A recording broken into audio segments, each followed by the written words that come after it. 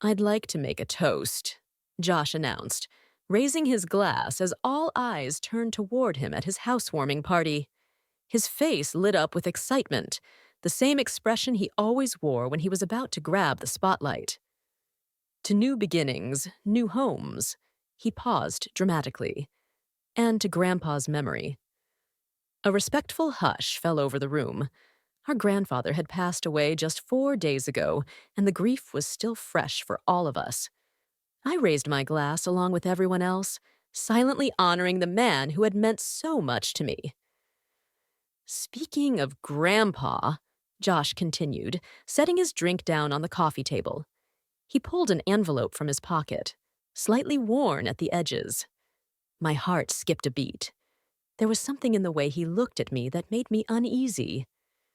"Before he died, Grandpa gave me this letter," Josh said, his voice loud enough for the entire room to hear.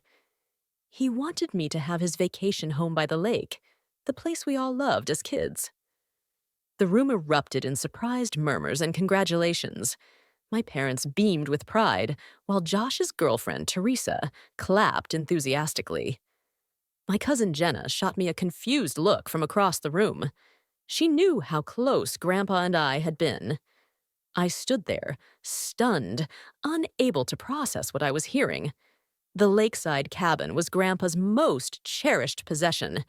It was also the place I had spent nearly every weekend for the past 3 years, helping him maintain the property, listening to his stories, and simply enjoying his company. Josh, on the other hand, had only visited maybe twice in the last 5 years, always complaining about the lack of Wi-Fi and nothing to do.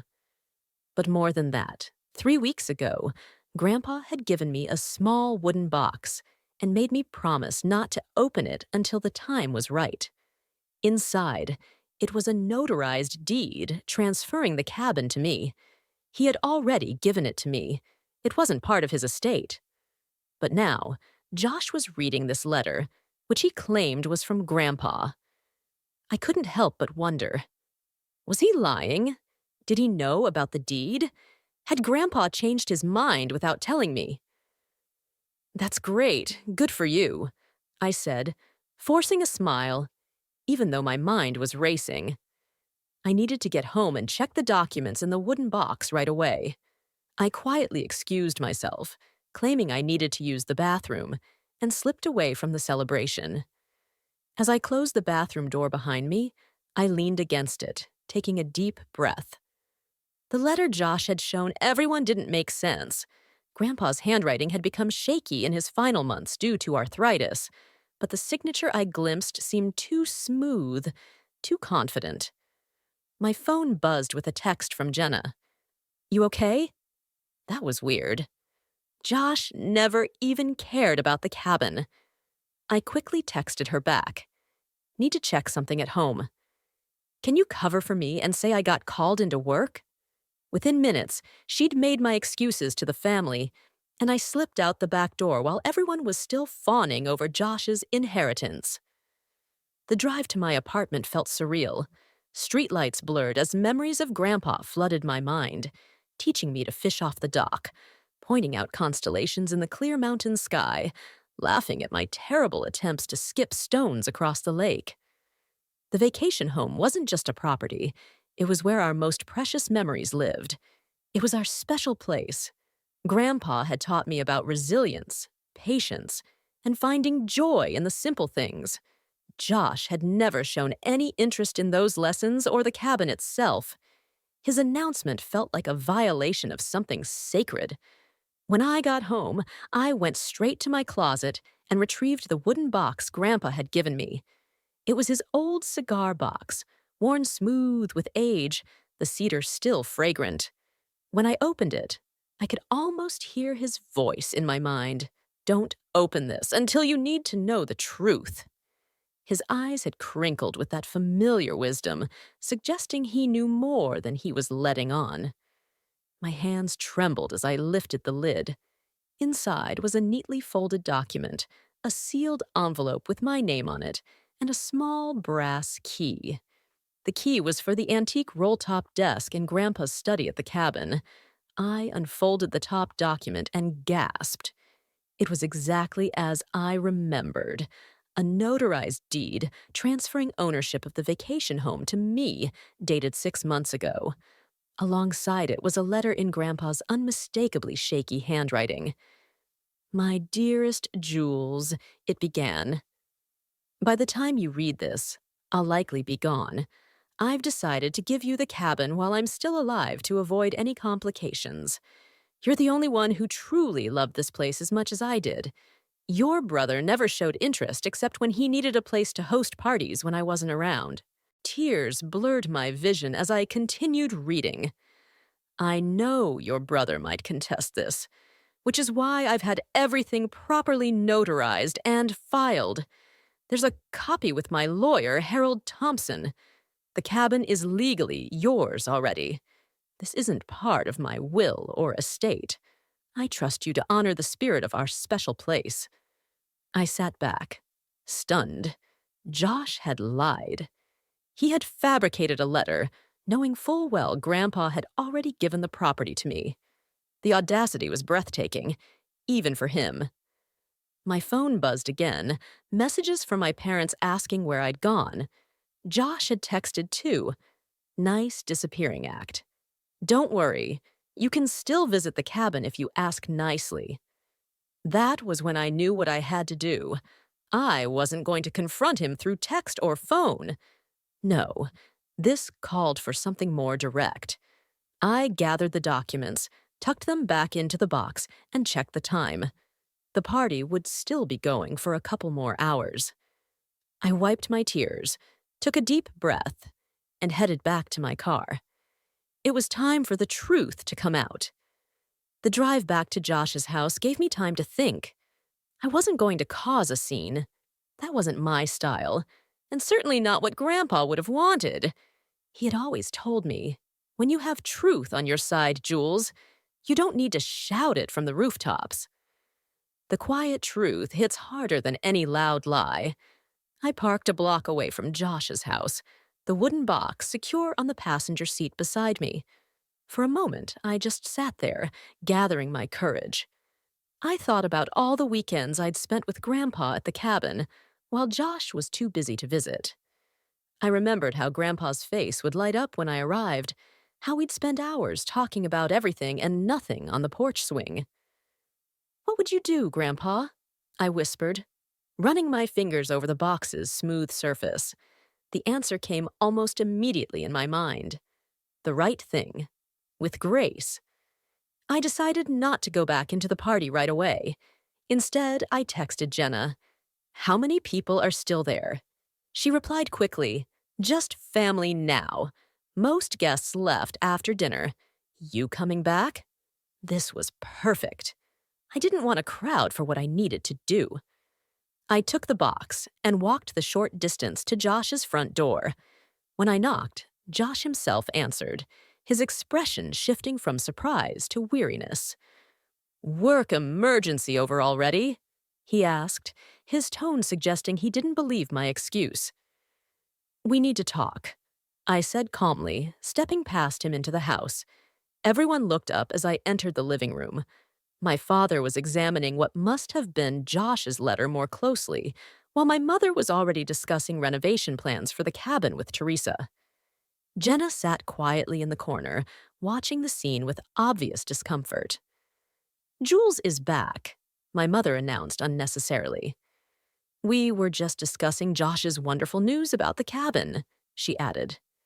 "Actually," I said, setting the wooden box down on the coffee table, "that's what I wanted to talk about." Josh's eyes locked onto the box, recognition flickering across his face. "What's that?" he asked, though I could tell from his expression that he had a pretty good idea. "Something Grandpa gave me 3 weeks ago," I explained, keeping my voice level. "He asked me not to open it until the time was right. I think that time is now." Before Josh could protest, my father leaned forward, his interest piqued. "What is it, Jules?" I opened the box and carefully removed the notarized deed and Grandpa's letter. 6 months ago, Grandpa legally transferred ownership of the vacation home to me, I said, laying the documents on the table for everyone to see. It's already mine.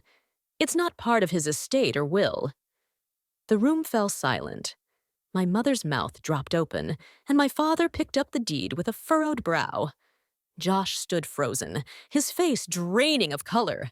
This is notarized, my father confirmed, examining the document. And this is definitely your grandfather's signature. That's impossible, Josh finally sputtered. Grandpa gave me the letter. He wanted me to have the cabin. May I see that letter again? I asked, extending my hand toward my father. He handed it over, and I placed it beside the letter Josh had shown everyone. The difference was stark and obvious.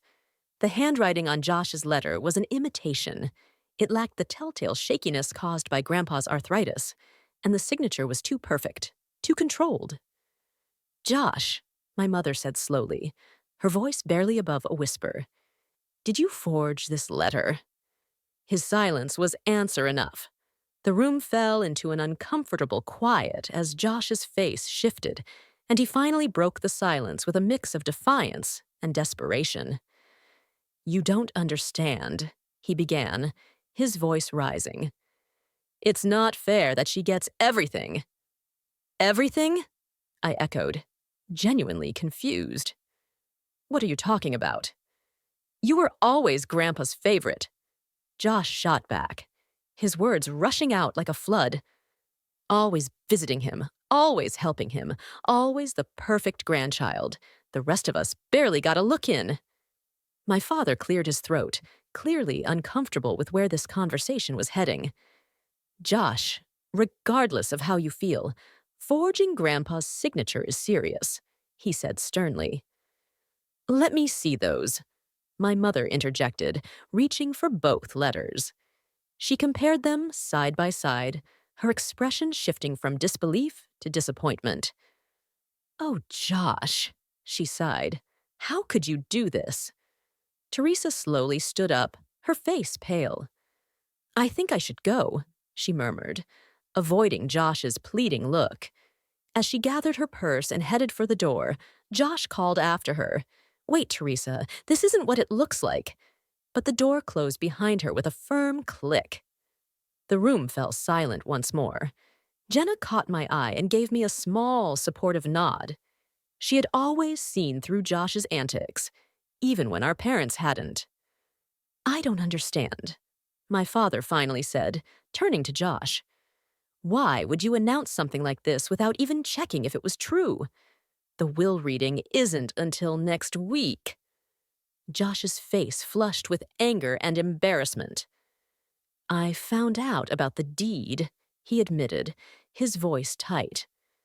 I was at Grandpa's lawyer's office last week asking about the estate, and Thompson mentioned that the cabin wasn't part of it because it had already been taken care of. He wouldn't tell me more due to client confidentiality, but I knew what it meant. I thought if I announced it first, maybe what? My mother pressed. Maybe Jules would just let you have it. Maybe everyone would believe me instead of her. Josh's voice rose, tinged with frustration. For once, Josh snapped, his voice bitter. Maybe I could have something that mattered to Grandpa, too. His words hung in the air, revealing a jealousy deeper than I had realized. Despite everything, I felt a twinge of sympathy. Josh, I said quietly, Grandpa invited you to the cabin countless times. You always said you were too busy. Because I felt like an intruder, he shot back. By the time I realized what I was missing, it was too late. You two had your special bond, your inside jokes, your traditions. There was no room for me. My father shook his head, disappointment evident in his expression. That doesn't justify lying to the entire family, son. Josh slumped into a chair, as if all the fight had drained out of him. So what happens now? He asked, not looking at any of us. You win, Jules. This isn't about winning. I said, my thoughts turning to Grandpa and what he would have wanted. Despite Josh's deception, he was still my brother, and Grandpa had loved him too, in his own way. I reached back into the wooden box and pulled out something I hadn't mentioned yet, a sealed envelope with Josh's name written on it in Grandpa's unmistakable handwriting. He left something for you, too, I said, holding it out to him. Josh looked up, suspicion and hope battling in his expression. What is it? I don't know, I admitted honestly. Grandpa told me not to open anything that wasn't addressed to me. After a moment's hesitation, Josh took the envelope and carefully opened it. As he read the contents, his expression shifted from defensive to shocked, and finally to something that resembled genuine remorse. He knew, Josh whispered, his voice barely audible. My mother moved to sit beside him. What does it say, honey? Josh hesitated, then handed her the letter. Read it, he said, his voice hoarse. Everyone should hear it. My mother adjusted her reading glasses and began, Dear Josh, if you're reading this, then Jules has opened my cedar box, which means one of two things. Either I'm gone, or something has happened that made her feel it. The place means something to her in a way you never did. She understood what made it special to me, and I trust her to preserve that spirit. What you need isn't a property, Josh. It's a purpose. I've enclosed a check for $25,000. Use it to start something meaningful. Find what makes your heart come alive the way the cabin does for Jules. Maybe it's that business idea you mentioned last Christmas, or perhaps something else entirely. I hope someday you'll understand that this isn't about favorites or fairness. It's about... Josh looked up at me, really looked at me, perhaps for the first time in years. I'm sorry, Jules, he said, the words seeming to cost him, but they also sounded sincere. I had no right to try and take what was already yours. I nodded, not quite ready to offer forgiveness, but acknowledging his apology. There's something else in the box, I said, reaching for it again. I pulled out a small photo album and opened it to reveal pictures spanning years. Josh and me as children at the cabin, building sandcastles by the lake, laughing, and making memories. The evening had taken a turn none of us had expected, laying bare years of complicated feelings and unspoken resentments. Jenna, who had been watching silently, finally spoke up. So, what happens now? It was the question that hung in the air for all of us. What do you do after a moment of painful truth? How do you move forward from betrayal and revelation? I closed the wooden box, feeling the weight of responsibility Grandpa had placed on me, not just for the cabin, but perhaps for healing our family.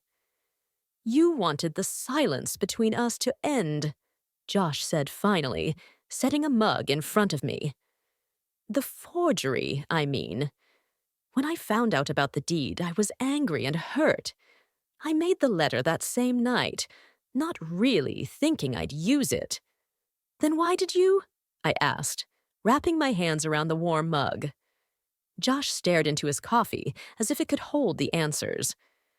When everyone was here tonight, celebrating my new house, I wanted more, he admitted. Something, I don't know, repairs maybe, but I don't want to change its character. I nodded, relieved. That's good. It should stay the way Grandpa loved it. I studied my brother, this person I'd grown up with but sometimes barely knew. You're welcome there, you know, I said. His eyes widened slightly in surprise. Even after what I did. The cabin was meant to bring family together, not drive us apart, I said, echoing what I believed Grandpa would have wanted. That doesn't mean I'm not still angry or that I trust you, I thought, reflecting on the careful preparation Grandpa had made, the notarized deed, the separate letters, his clear instructions to me about when to open the box. I think he hoped it wouldn't come to this, I answered honestly, but he was prepared in case it did. Josh shook his head, a rueful smile tugging at his lips. He always was 3 steps ahead of everyone else. That he was, I agreed, as I drove home, the wooden box resting on the seat beside me. A curious mixture of emotions flooded me. Sadness for the pain of the evening, relief for the feeling that maybe Grandpa's presence was still here, guiding us toward healing, even in his absence. The cabin looked just as I remembered it.